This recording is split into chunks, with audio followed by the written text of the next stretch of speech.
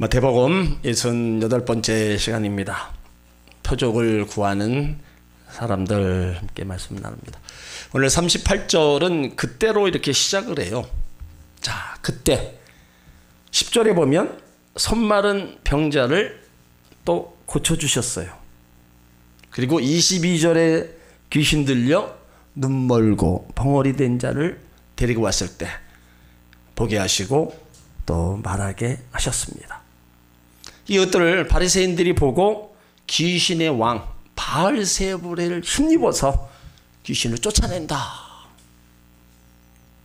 그러나 예수님은 성령에 입어서 귀신을 쫓아내는 거다. 너네들이 생각하는 거하고 다르다.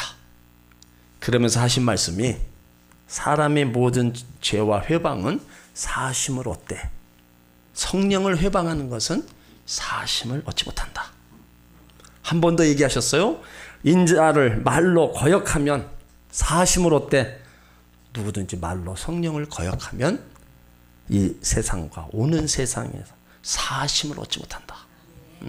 여러분 무서운 겁니다. 하나님의 일을 방해하는 거 말로 다 방해하고 이거는요 세상과 오는 세상에서 사심을 얻지 못한다는 거예요. 그래서 비유로다가 말씀하신 게 뭐예요? 열매로 나무를 아는 것처럼 이 독사의 자식들아 너희는 악하다. 어떻게 악한 너희들에게서 선한 말을 할 수 있느냐? 마음에 가득한 것이 입으로 말합니다. 선한 사람은 그 쌓은 선에서 선을 내고 악한 사람은 그 쌓은 악에서 악을 낸다. 그러므로 너에게 이르노니 사람이 무슨 무익한 말을 하든지 심판날에 이에 대하여 신문을 받는다. 엄청 여러분 무서운 거예요. 내 말 한마디가 심판이 되기도 하고요. 내 한마디가 의롭다함을 받을 수도 있는 거예요. 그래서 내 말로 의롭다함을 받고 내 말로 정죄를 받는다. 그러니까 우리가 어떻게 언어 생활을 해야 될지 예수님 말씀에서 우리가 답을 얻을 수 있습니다. 그리고 나서 이번에는 바리새인들이 이제 메시아의 표적을 구하고 나섰어요. 자, 38절 같이 있습니다. 그때 서기관과 바리새인 중 몇 사람이 말하되 선생님이여 우리에게 표적 보여주시기를 원하나이다. 그때 바리새인과 서기관들이 예수님과 계속 논쟁을 보여주고 있을 때 선생님이여 우리에게 표적 보여주시기를 원합니다. 근데 이번에는 선생님이여 이렇게 불러요. 좀 더 부드럽게 불러요. 하지만 그 말 속에는 예수님을 모함하고 매도하려는 의도가 담겨 있어요. 속으로는 강팍한 그대로 있으면서 겉으로는 겸손한 척 하는 겁니다. 이제 이것을 가리켜서 교활이라고 불러요. 어떤 사람은 겉모양은 조금 변한 것 같은데 족 중심은 하나도 안 변한 사람이 있습니다. 이런 사람을 바리새인같이 겉다르고 속다른 교활한 자다 이렇게 얘기를 해요. 우리가 이런 사람이 돼서는 안 된다는 거예요. 표적 보여주시기를 원한다. 유대인들은요 참 표적을 좋아했습니다. 고린도전서 1장 22절에 보면 유대인은 표적을 구하고 헬라인은 지혜를 찾았다 그랬어요. 그러니까 유대인들은 종교적인 사람이고 헬라인들은 철학적인 사람들입니다. 그러니까 유대인들은 참 예언자 하나님의 위대한 사람들 메시아에게는 특별한 표적이 있어야 된다고 생각했어요. 그래서 예수님에게도 모세가 행한 그런 표적 그런 표적을 보여달라는 거예요. 그래서 이 말이 당신은 정말 메시아인지 아닌지 메시아로서 표적을 보여달라는 겁니다. 근데 이미 예수님은 다 보여줬어요. 안식일에 손마른 자를 고쳐주셨습니다. 귀신 들려서 눈 멀고 벙어리 된 자를 고쳐주셨어요. 이미 표적을 보여주신 겁니다. 그런데도 믿지 않는 거예요. 요한복음 3장에 보면 바리새인이면서 니고데모 이 사람이 예수님께 나와서 랍비여 당신이 하나님께로 오신 선생인 줄 우리가 아나이다 이렇게 얘기를 해요. 왜냐하면 하나님이 함께 하시지 않으면 당신이 행하지는 표적을 아무라도 할 수 없습니다. 그러니까 바리새인이면서도 이렇게 다른 사람이 있어요. 그러니까 서기관과 바리새인들은 예수님께 독을 품고 칼을 갈고 있는 사람들이에요. 거기에 대해 예수님은 요나의 표적을 들어서 이제 얘기해 주는 거예요. 예수님 십자가의 죽으심과 부활을 그들에게 가르쳐 줌으로써 다시 한번 메시아이심을 이제 입증시키고 계십니다. 자, 39절을 읽습니다. 예수께서 대답하여 가라사대 악하고 음란한 세대가 표적을 구하나 선지자 요나의 표적밖에 보일 표적이 없느니라. 자, 이 시대를 악하고 음란한 세대라고 합니다. 여기 악하다라는 말은 그들의 마음이 교활하다는 말하는 거예요. 악하다. 하나님을 떠난 자. 믿음이 없고 하나님이 없으면 양심도 없어지게 됩니다. 그 양심은 하나님을 향하는 법인데 하나님이 없으면 자연히 그 양심이 마비될 수밖에 없습니다. 그래서 공의도 정의도 윤리도 도덕도 질서도 다 없어지는 거예요. 혼란함과 방종과 방탕만 있을 뿐입니다. 그리고 여기 음란한, 이 구약에 많이 나오는 음란이란 바로 영적 의미가 있습니다. 구약 성경에는 하나님과 이스라엘 관계를 부부로 얘기를 했어요. 하나님은 우리의 신랑이고 이스라엘은 그의 신부가 되는 겁니다. 근데 신부는 몸도 마음도 늘 깨끗해야 됩니다. 그런데 이스라엘은 하나님 외에 다른 남자가 있었어요. 그것이 바로 우상 숭배입니다. 바알신, 아세라신 여러 이방 신상을 섬겼어요. 그러니까 신부가 신랑을 배신한 거예요. 하나님을 배신한 겁니다. 현대적 의미로는 하나님을 섬기면서 물질만 쫓아가고 권력을 좋아하고 인기를 좋아하는 것과 같습니다. 때로는 하나님을 섬기면서도 점치는 것, 이런 것들이 아무것도 아닌 것으로 생각해서는 안 됩니다. 교회 나오면서도 그 전에 행했던 일, 그것을 또 일삼고 행하는 사람들이 습관적으로 참 많이 있다는 거예요. 그러니까 우리가 이 영적 음란을 우리가 계속 행하며 사는 사람들이 참 많이 있다는 겁니다. 여기 세대란 예수님 당시 시대를 가리킵니다. 악하고 음란한 세대가 표적을 구한다. 그러니까 너희들이 지금까지 보고한 표적으로 무엇이 부족하냐? 그 책망입니다. 그러면서 요나의 표적밖에 보일 표적이 없다 그러는 거예요. 표적을 달라는 사람들은요, 음란하고 악한 세상을 오염시킨 장본인들, 바리새인들, 서기관들입니다. 그 시대에 막강한 영향력을 미쳤던 이 사람들, 그 사람들로 인해서 백성들이 악하고 음란해진 겁니다. 그러니까 잘못된 지도자가, 특별히 영적 지도자가 한 세대에 미치는 영향은요, 엄청 큰 겁니다. 그 한 사람으로 인해서 많은 이들이 미혹되고 타락의 길로 가고 가지 말아야 될 길로 가는 엄청난 영향을 끼치는 거예요. 그러니까 우리가 좋은 지도자를 만난다는 건 서로가 복입니다. 오늘 예수님은요, 서기관과 바리새인의 그 질문에 대해서 세 가지로 대답을 하셔요. 오늘 첫 번째 표적이 39절에 보면 요나의 표적밖에 보여줄 것이 없다 그랬어요. 요나의 표적이 뭐예요? 요나가 니느웨 사람들에게 회개하라고 외친 설교, 그것을 이해하고 예수님 사역을 회개의 복음의 사역으로 보는 겁니다. 그런데 더 큰 의미의 외침이 아니고 요나가 물고기 뱃속에서 3일 밤낮을 지내다가 살아난 사건, 이 사건으로 인해서 예수님께서 앞으로 자신이 십자가의 죽음과 3일 만에 부활하실 것을 바로 말하는 거예요. 그래서 40절에 보면 요나가 밤낮 사흘을 물고기 뱃속에서 있었던 것 같이 인자도 밤낮 사흘을 땅속에 있으리라. 이것이 바로 예수님이 보여주시고자 하는 표적입니다. 요나가 물고기 뱃속에 들어간 것처럼 내가 너에게 보여준 표적은 기적이 아니라 죽는 길이라는 거예요. 너희들처럼 그렇게 악하고 음란하고 강박한 세대에 보여줄 표적은 내가 죽는 길밖에 없다는 뜻이에요. 부활처럼 완전하고 궁극적인 것은 없습니다. 예수님이 병자 고치고 귀신 쫓아내고 죽은 자 살리고 중풍병자 다 살려낸 거, 풍랑을 잔잔케 한 거, 이런 초자연적인 기적을 보여주셨지만 모든 것은요, 부활에 비하면 그림자에 불과한 겁니다. 예수님의 최대의 표적은 십자가 죽음과 3일 후의 부활입니다. 요한복음 2장 19절로 20절에도 너희가 이 성전을 헐라 내가 사흘 동안에 일으키리라, 성전된 자기 육체를 가리켜 말씀하신 겁니다. 그러니까 예수님의 가장 큰 표적, 십자가 죽으셨다가 장사 지낸 지 3일 만에 부활하신 것이 최고의 표적이에요. 이 세상에 죽었다가 다시 살아나는 일은 없습니다. 오로지 예수님만 죽었다가 3일 만에 다시 부활하셨다는 말씀입니다.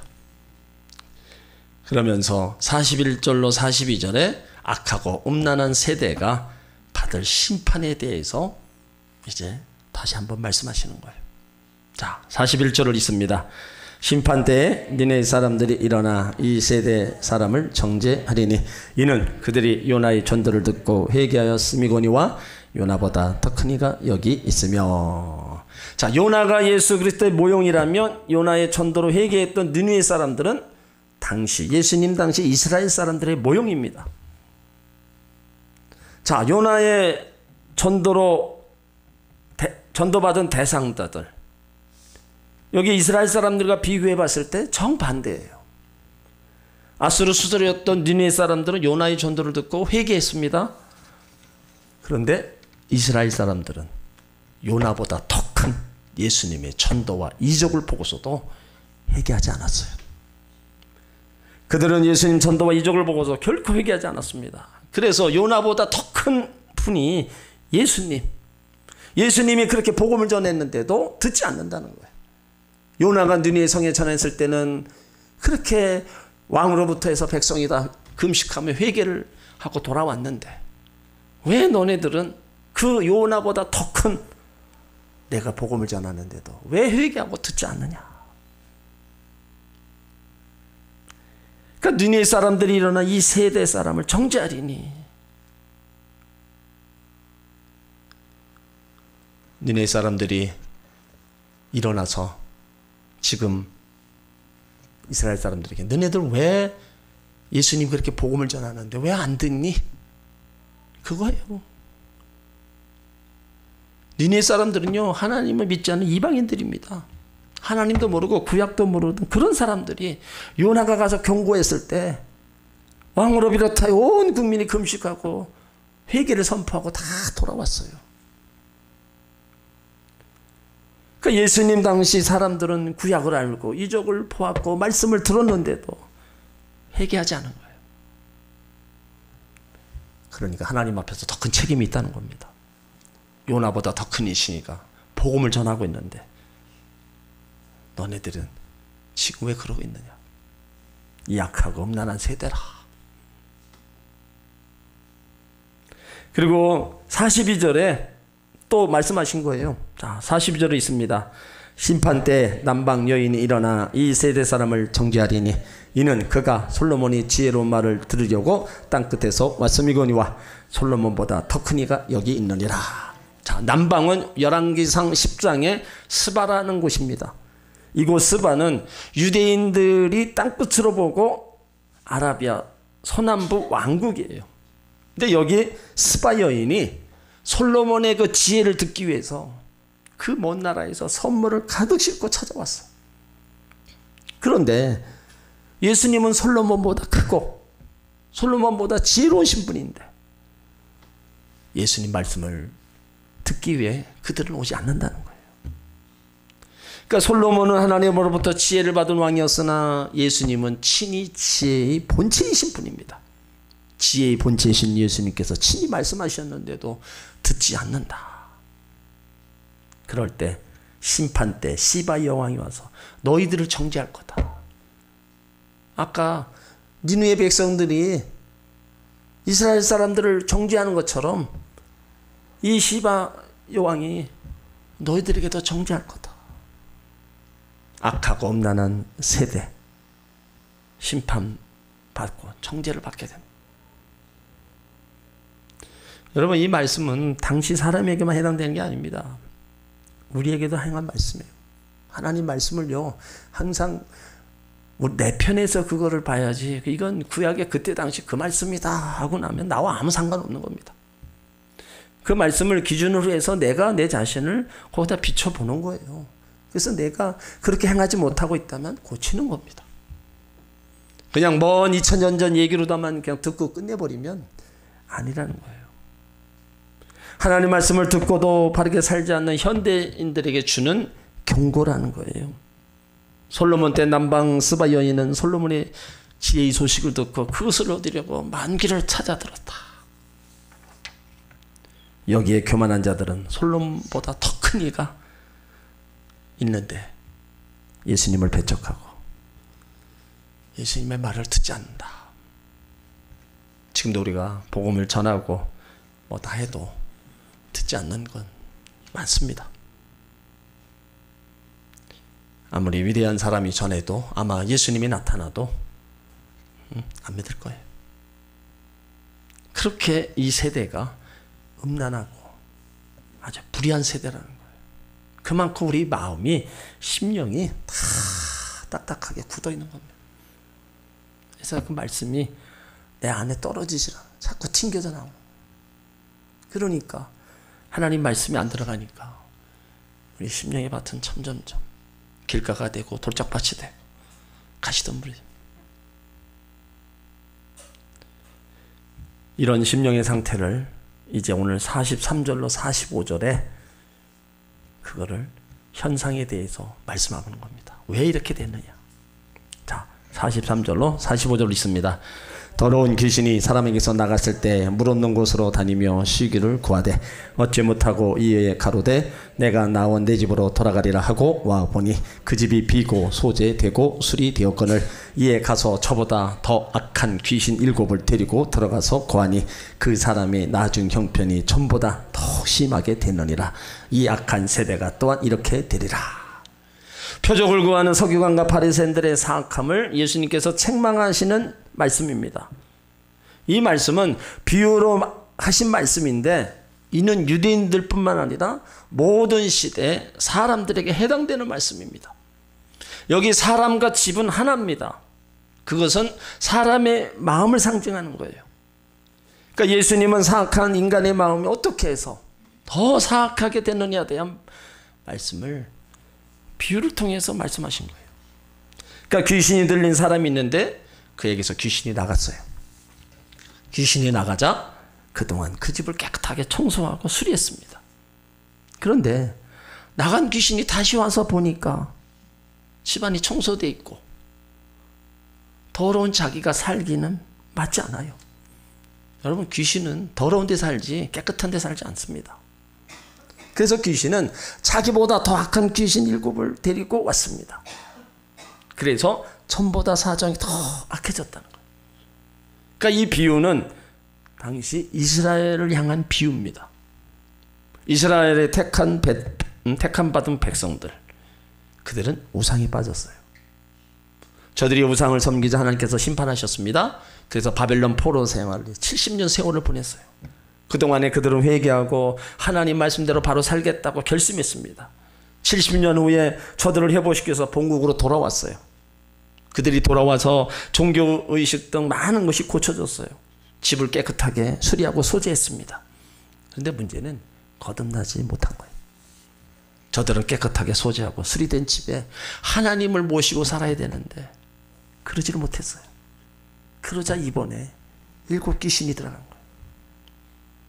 이스라엘 나라의 영적 형편이 옛날보다도 악하고 음란하게 우상 섬기는 나라가 되어졌다는 말씀입니다. 예수님을 보면서도 메시아로 보면서도 믿지 않았다는 거예요. 그러니까 이 말씀은요, 오늘 저와 여러분에게 해당되는 말씀입니다. 우리가 교회 나옵니다. 집이 수리되었어요. 근데 그 집이 비었어요. 그 마음속에 예수님 모시고 살지 아니하면, 성령님 모시고 살지 아니하면 모양은 예수님 믿는 사람 같은데 전보다 더 악해질 수 있습니다. 그래서 우리가 날마다 기도로 무장해야 되고요. 성령으로 충만하고 말씀으로 충만하고 신앙의 생활을 우리가 잘해야 된다는 거예요. 귀신이 나갔다는 사실보다도요, 귀신이 다시 들어오지 못하게 하는 겁니다.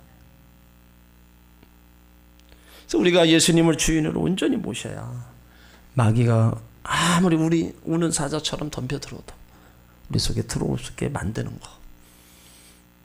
그것이 바로 우리가 영적 무장을 하고 그렇게 신앙생활에 나가야 되는 겁니다. 내 마음 중심에 예수님 주인으로 모시지 아니하면 귀신이 더 악한 귀신을 들어와서 나를 더 나쁜 상태로 만들게 된다. 여러분, 그래서 우리가 하나님 섬겨서 우리 안에 성령님 들어와 계시고, 그러면 그 성령을 떠나가지 않도록 우리가 잘 신앙생활에서 우리가 성령과 함께 가야지 우리가 심령 천국을 누리면서 우리가 기쁨과 평강 속에 우리가 달려가는 겁니다. 근데 그렇지 않고 성령을 근심시키면서 성령도 다 떠나가고 그 소재된 그곳에 원수마귀가 들어온다면, 우리를 장악해 버린다면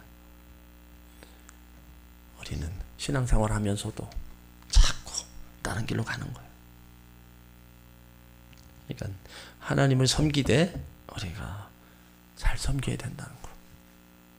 여러분, 신앙생활 쉽지 않습니다. 응? 내 신앙 지키고 믿음 지킨다는 거 쉽지 않아요.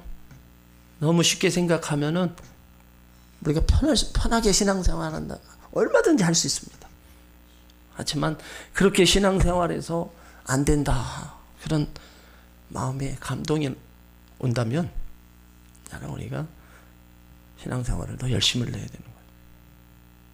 그래서 하나님과 함께하는 우리의 삶이 항상 뭐 기름지고 윤택하지는 않는다 할지라도 최소한 기쁨과 평강을 누리며 우리가 신앙생활을 해야 됩니다.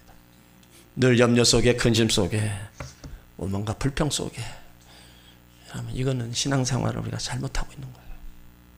정말로 내 안에 예수님 모시고 성령님 모시고 우리가 신앙생활하는 하나님의 자녀라면 그 안에 계신 주님으로부터 우리에게 주시는 그 기쁨과 평강을 우리가 누려야 되는 거예요. 그래서 하루하루 삶이 예수님과 함께하는 삶이 우리가 달라야 된다는 거죠.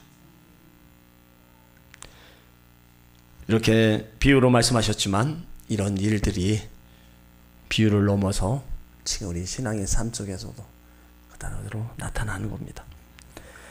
그러면서 이제 46절 50절까지 하나님의 참 가족에 대해서 말씀하고 있습니다.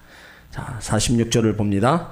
예수께서 무리에게 말씀하실 때 그 모친과 선생들이 예수께 말하려고 밖에 섰더니, 예수님 복음 사역이 한참일 때 바리새인과 서기관들은 악랄하게 예수님을 모해하고 방해합니다.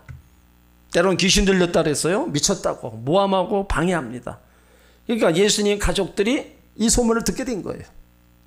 지금 예수님의 어머니와 예수님의 그 육신의 동생들이 그들에게 동조되어 있다는 겁니다. 예수님 육신의 동생 넷이 있었는데 복음 사역 현장에 가족과 함께 온 거예요. 왜 왔어요?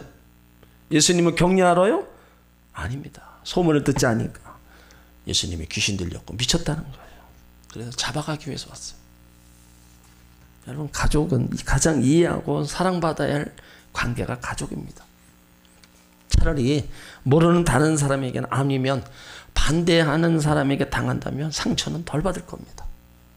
그런데 가장 이해하고 협력해야 될 가족들에게 지금 예수님이 비판을 당하고 있는 거예요. 전에 여러분들이 신앙생활 한다고 많은 핍박을 받은 분도 아마 있을 겁니다. 때로는 술 먹고 교회 찾아와서 데리러 오고 하도 교회 다니니까 못 가게 하고 그런 적도 아마 당한 분들도 많이 있을 거예요. 오늘 여기 예수님이 지금 많은 일들을 행하니까 육신의 동생들이 볼 때는, 가족이 볼 때는 도저히 못 믿는 거예요. 이게 잡으러 왔다. 이 같은 말씀이 마가복음 3장 20절로 21절에도 나와 있습니다. 집에 들어가시니 무리가 다시 모임으로 식사할 겨를도 없는지라 예수의 친족들이 듣고 붙들러 나오니 이는 그가 미쳤다 하미러라. 그러니까 가족들이 바리새인과 서기관들이 생각하는 대로 예수님을 미친 사람으로 오해한 거예요. 밥도 안 먹고 무리하게 고된 사역을 하고 있다. 바리새인과 서기관들과 자꾸 충돌하고. 그러니까 보통 사람이 볼 때 기적을 베풀고 아니라는 거예요. 그러니까 그 가족들이 그 현장에 지금 찾아온 겁니다. 자, 47절을 읽습니다. 한 사람이 예수께 여짜오되 보소서 당신의 모친과 동생들이 당신께 말하려고 밖에 섰나이다. 지금 밖에 가족들이 왔다는 거예요. 선생님, 어머니와 동생들이 찾아왔습니다.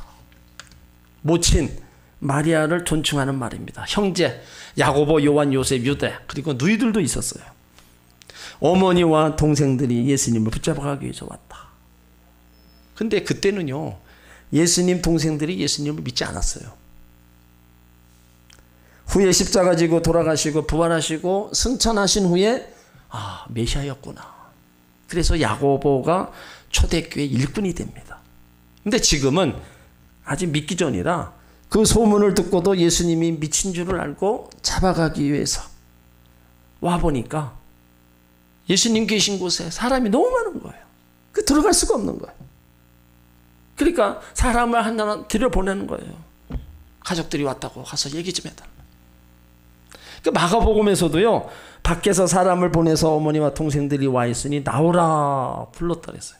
근데 이 말을 들으신 예수님이 누가 내 모친이며 동생들이냐, 누구든지 하늘에 계신 내 아버지 뜻대로 하는 자가 내 형제요 자매요 모친이다. 그러니까 여기 누가 내 모친이고 형제들이냐, 이 말은 가족을 무시해서가 아니라 하나님의 참 가족이 누구인지 설명하기 위한 말씀입니다. 예수님의 참 가족은 누굽니까? 누구든지 예수님 가족이 될 수 있습니다. 우리가 육신의 부모는 선택할 수 없습니다. 그런데 하나님의 자녀가 되는 것은요, 누구든지 될 수가 있습니다. 누구든지 하나님의 자녀가 될 수 있는 길을 열어놓으셨어요.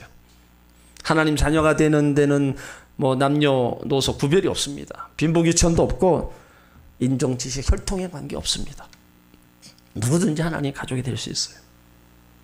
그래서 하나님 뜻대로 사는 자, 하나님 가족이 될 수 있습니다.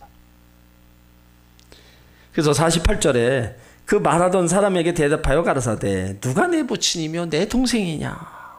예수님 반응이 차가웠어요. 소식을 전해드렸던 사람에게 누가 내 모친이고 내 동생이냐.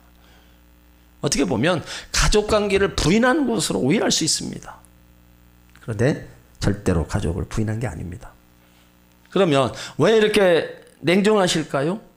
혈연관계보다 더 중요한 것이 영적 관계라는 것을 강조하기 위해서라는 겁니다. 물론 혈연관계 중요합니다. 근데 그보다 더 중요한 것이 바로 영적 관계입니다. 우리가 교회 안에서는 다 형제 자매라고 불러요. 그러니까 예수 안에서는 혈통적으로 형제 자매가 아니라 영적인 면에서 보면 다 한 공동체라는 거예요. 그게 공동체의 의미가 그래서 귀한 겁니다. 교회가 바로 공동체, 유기적인 관계입니다. 그래서 어떤 사람이 아프면 함께 아파하고 그를 위해서 함께 중보해 주고 기도해 주는 것, 그것이 바로 교회 공동체의 아름다운 모습입니다. 영적 혈연관계, 이 세상뿐만 아니라 저 영원한 하나님 나라에서도 함께 누리는 삶입니다. 예수님이 다시 한번 이제 49절에 참 가족이 누구인지를 다시 한번 말씀하십니다. 49절에 있습니다. 손을 내밀어 제자들을 가리켜 가라사대 나의 모친과 나의 동생들을 보라. 지금 하나님의 나라 참 가족이 누구인지를 보여주신 거예요. 모친과 동생들. 자, 제자들을 가리키잖아요. 그 많은 사람들 속에 제자들을 가리키면서 이 자들이 내 자매요, 형제의 모친이라. 거기 앉았던 제자들이 기분이 어떻겠어요? 참 좋았겠죠. 손으로 나의 가족이다. 여러분도 바로 우리 전하모니께 다 가족들입니다. 영적인 가족. 예수 안에서 하나 된 가족들이에요. 그러니까 얼마나 귀하냐 이거예요. 육신의 혈연의 가족들도 귀하게 보는데 영적인 그것도 예수님의 몸, 하나님의 성전에 모여서 함께 형제 자매를 이룬 그 영적 관계 엄청 귀한 겁니다. 이거는 아무나 그렇게 될 수가 없는 거예요. 예수 안에 들어오고 성전 안에 들어온 자들만 그런 관계를 맺을 수 있는 겁니다. 그러니까 서로 귀한 지체로서 우리가 함께 희노애락을 함께 하는 거예요. 그래서 고통도 함께하고 슬픔도 같이 나누고 기쁨도 같이 나누면서 우리가 아름다운 공동체를 그렇게 해서 우리가 유지해 가는 겁니다. 예수 믿고 나면 우리가 모든 개념이 이렇게 달라지는 거예요. 그래서 천국을 누리며 사는 사람들, 신앙생활 하는 사람들은요, 외로우면 안 됩니다. 세상 친구 없어도 성전에 와서 믿음의 식구들과 함께 우리가 신앙생활하고 또 예수님을 친구로 삼아서 우리가 가는 거예요. 그 모습이 바로 영적 관계로 맺어진 아름다운 공동체의 모습입니다. 그리고 50절에 더 한 번 더 말씀하십니다. 50절에 있습니다. 누구든지 하늘에 계신 내 아버지의 뜻대로 하는 자가 내 형제요 자매요 모친이나 하시더라. 천국 가족의 기본을 설명하는 겁니다. 천국 가족, 진정한 예수님 참가족이 누구냐? 하나님의 뜻에 따라 순종하는 사람, 진정한 천국 가족이다. 하나님 뜻대로. 그래서 우리가 예수 안에 들어왔으면 하나님의 뜻으로 우리가 이루어서 나아가는 그런 모습이 우리 가운데 있어야 된다는 겁니다. 우리가 하나님 믿고 하는 뜻대로 사는 사람들, 바로 교회 안에서 영적 관계, 아름다운 관계를 이루며 살고 있어요. 이제 우리가 또 해야 될 일이 뭡니까? 하나님의 뜻을 이루어 가야 되는 거예요. 가정의 식구들도 그냥 영적 관계로만, 자, 영적 관계도 함께 이어져 가게끔 만들어야 돼요. 육적인 관계로 맺어진 가족들만 끝나면 안 됩니다. 이제 같이 영적 관계로서 예수 안에서 하나가 될 수 있게끔 또 만들어야 될 그런 사명이 먼저 믿는 우리들에게 있다는 겁니다. 그래서 가족 복음화를 위해서 계속 기도하는 거, 이거는요 먼저 믿는 사람들이 계속 해야 될 일입니다. 오늘 예수님은 우리 가운데 많은 표적 이미 다 보여주셨어요. 이미 다 보여주시고 많은 일들을 우리를 위해서 행해 오셨어요. 여기 서기관과 바리새인들처럼 자꾸 우리는 예수님 다른 거 뭐 보여주십시오. 이미 다 보여줬는데도 그걸 모르고 자꾸 뭔가를 보여달라. 우리는 이런 바리새인과 같은 서기관 같은 이런 사람들이 되면 안 됩니다. 이렇게 신앙생활 하다 보면 예수도 없고 우리 안에 귀신이 우리 심령을 장악해 버린다면 우리는요 정말로 버림받을 수밖에 없는 거예요. 우리는 다 예수님이 인정하시는 동생, 모친, 다 형제들이에요. 그렇다면 하나님 나라 형제답게 우리가 더 열심을 다해서 신앙의 길을, 믿음의 길을 달려가야 된다는 겁니다. 예수님이 이미 보여주셨던, 행하셨던 모든 사건들을 다 알고 그 말씀을 뜻대로 우리가 살아가려고 힘쓰고 애써야 되는 거예요. 왜요?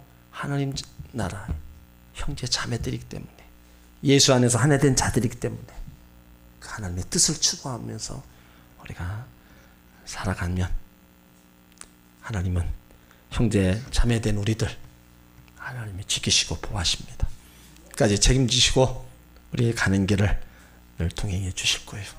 그러므로 신앙생활 주님이 함께하고 있다는 것을 확신하면서 믿음의 굳건히 서서 하나님 나라 형제 자매답게 굳건히 서 믿음의 길을 가시기를 주의 이름으로 축원합니다.